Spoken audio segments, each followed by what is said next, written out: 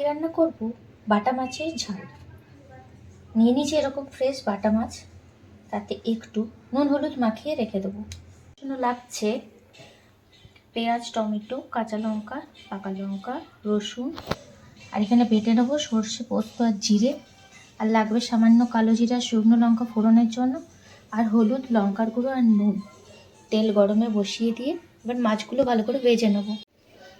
মাছগুলো সব ভেজে তুলে নিয়েছি। এবার তেল গরম হয়ে গেছে, কড়াইয়ে দিয়ে দেবো শুকনো লঙ্কা, কালো জিরে। ফোড়নটা একটু ভাজা হয়ে গেলে এতে দিয়ে দেবো পেঁয়াজ,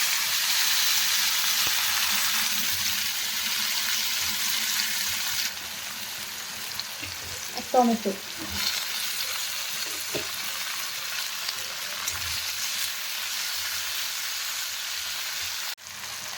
এবার এর মধ্যে দিয়ে দেবো স্বাদ মতো নুন,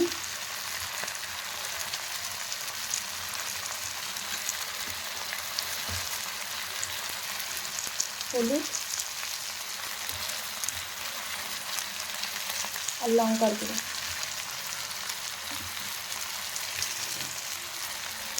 মশলার পেস্টটা বানিয়ে রেখেছিলাম সেটা দিয়ে দিচ্ছি।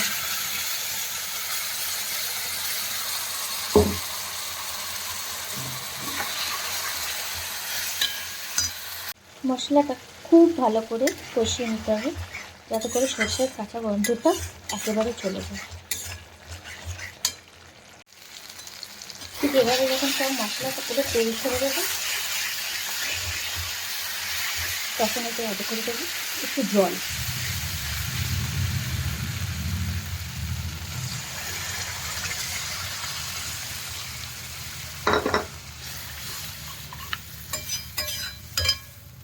এবার ঝোলটা ভালো করে ফুটতে দেবো। ঝোলটা এভাবে ফুটে আসলে অ্যাড করে দেবো মাছগুলো। এবার ভালো করে ফুটিয়ে নিলে রেডি।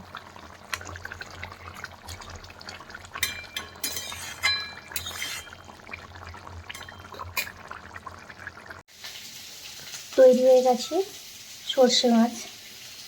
খেয়ে দেখুন, অসম্ভব সুন্দর।